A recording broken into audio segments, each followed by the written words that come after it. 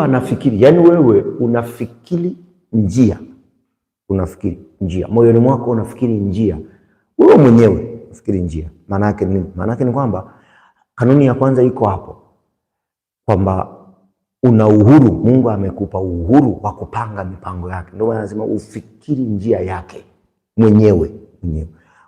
Hiyo ni kanuni ya kwanza, kwamba Mungu amekupa uhuru wa kupanga mipango yako, amekupa huo uhuru wa kupanga mipango yako.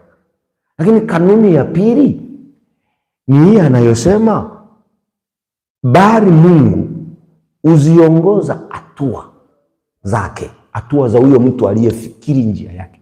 Njia unafikiri mwenyewe, maana yake mipango unaweka mwenyewe, lakini utekelezaji wa mipango uliyoweka mwenyewe ni Mungu anayeongoza hatua hizo. Kwa hiyo maana tukasema kanuni ya kwanza ni kuweka mipango, ni kuwa na budget. Ni uhuru Mungu ameuachilia kwako kuweka mipango, kuweka budget, kuweka malengo. Mungu ameachilia kwako. Kanuni ya kwanza, uweke mipango. Lakini kanuni ya pili, ukishaweka mipango